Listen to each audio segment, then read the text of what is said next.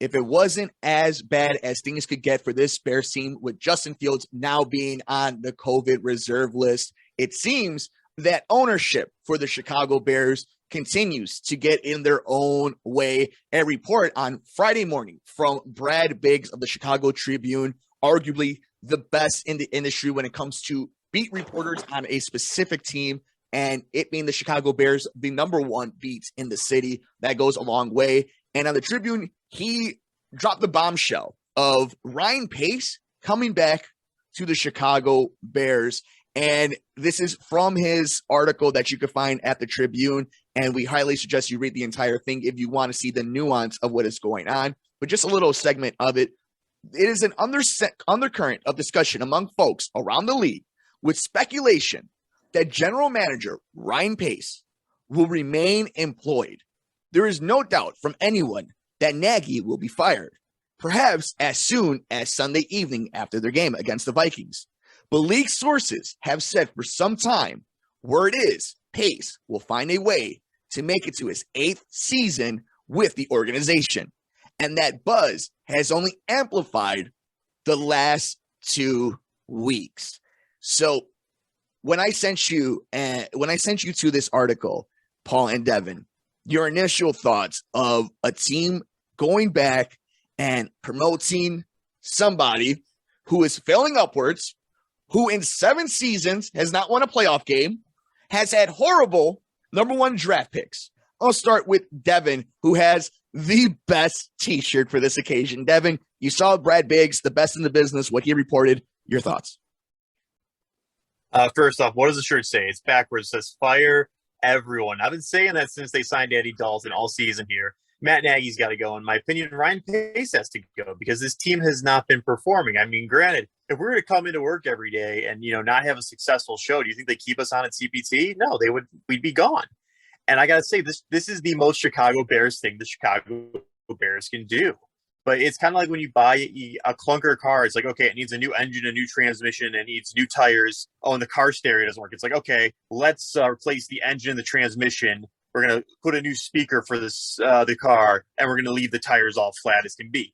It's the most Bears thing I can do. And as reading the article, it talks about, Ryan Pace, him and McCaskey get along. Yeah, they said the same BS about Mitch Trubisky. It's like, that's great. But being nice guys finish last. In an industry like this, you can't be a nice guy. If you're not winning games, you need to get the hell out of here. If you keep making terrible draft picks, you need to get the hell out of here. You can butter up the owners all you want, but this is the most Chicago Bears thing they can do. Paulie, you read this article, you heard the news, and you've seen the crying faces of Chicago Bears fans across the state. Your thoughts on hearing that Ryan Pace is going to fail upwards? Let's remember, though, too, the guy came in during a rebuild and made the playoffs twice. So he's not the worst thing to happen to football. But, yeah, I mean, I understand. You want both guys out, Nagy and Pace. And, hey, throw Ted Phillips in there, too. Let's reset the whole organization. But at the same time, there are good qualities to Ryan Pace. He has hit on certain things, landing that Khalil Mack trade, even though I don't think he won that trade by the fact that he brings in that guy. The fact that he made the playoffs, twice, even though one time they kind of backed into it and one time they underachieved with the double doink. But, I think they're giving this guy one more chance, and if they're holding on to this guy for another 10 years and you don't see the results that you want to see out of this guy, yeah, that's going to be terrible. 8 years is a long time, but at the same time, this guy never really had much of an opportunity to prove himself. Are we really going to judge him off of just Matt Nagy? I mean, he did make the playoffs twice under Matt Nagy.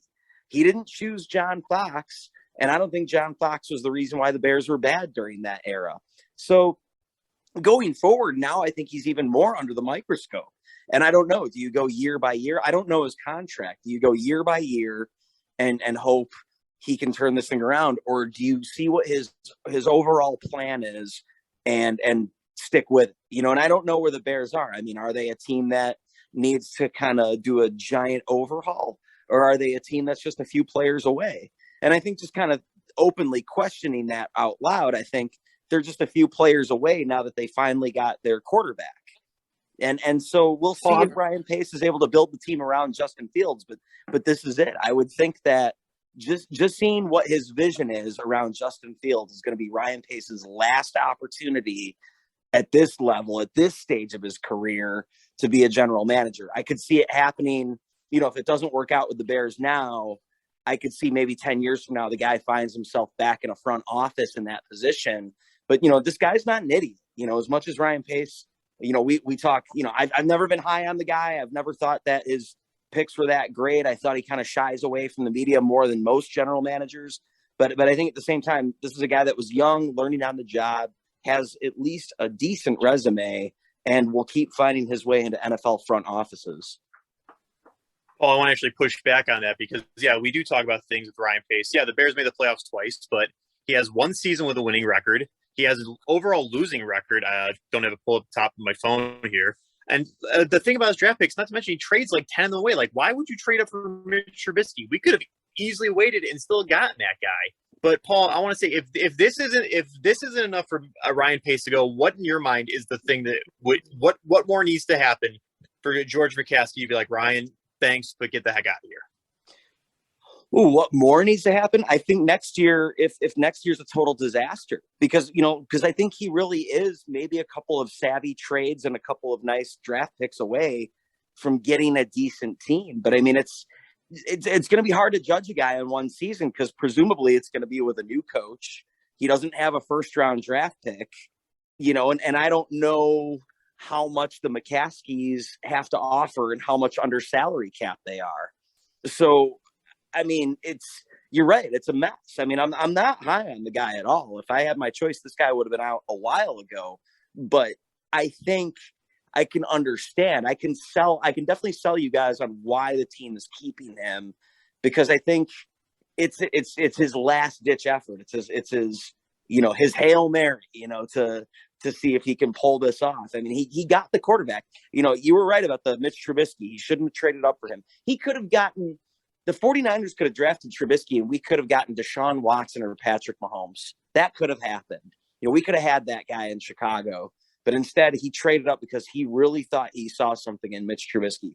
Okay, so he's bad at scouting. He also wanted Kevin White in the first round for his first ever draft pick. And that guy barely played a lick of football before he was drafted and barely played a lick of football since. So, yeah, I mean, we can talk about how Ryan Pace was an awful general manager.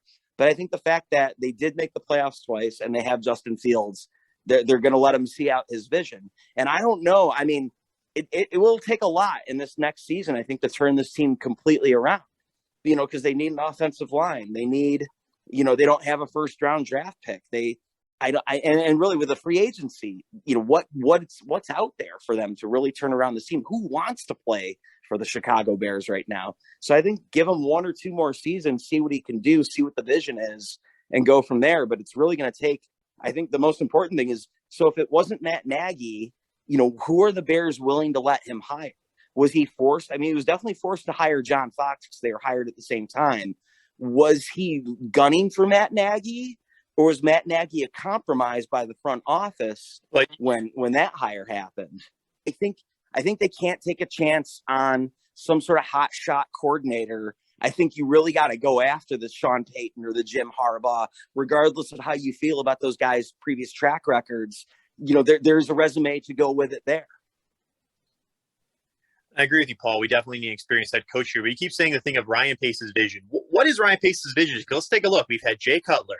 Then we had Mike Glennon, who played 4 games. We had Mitch Trubisky, Nick Foles, Andy Dalton, now Justin Fields. And I'm probably forgetting some people here. Like in the quarterback role alone, it's like this.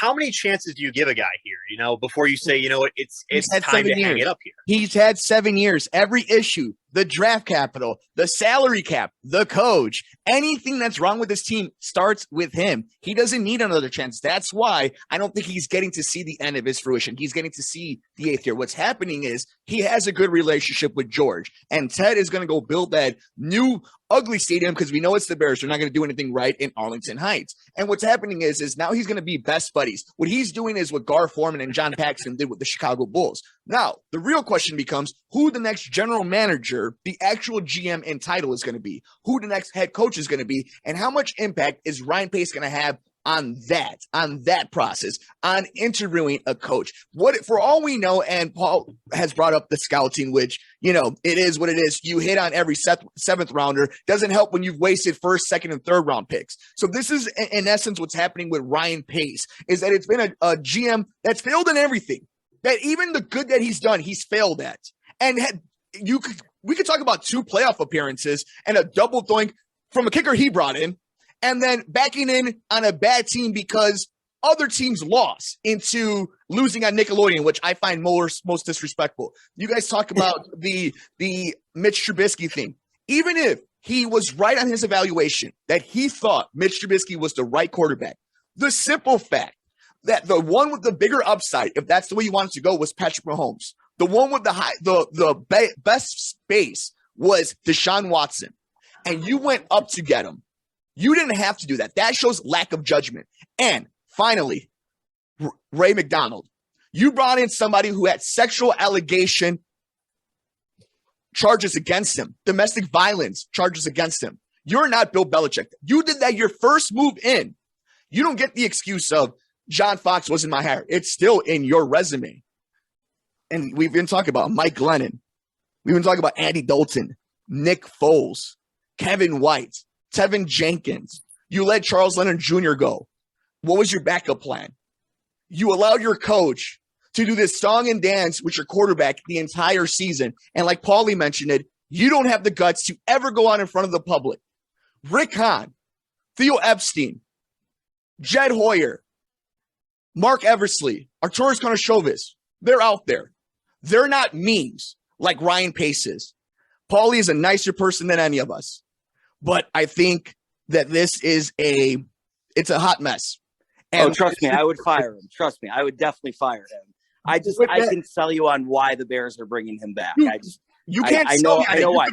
You could pitch why the Bears are selling him, but I don't think this is so Chicago Bears. Doesn't this feel on brand for the Chicago Bears? Totally. Bears who thought they were. Totally on brand. And if you guys want to hear the continuation of this conversation, it will be on the digital side of the platform. You can check us out wherever you get your favorite podcast at Mercado Airwaves Network.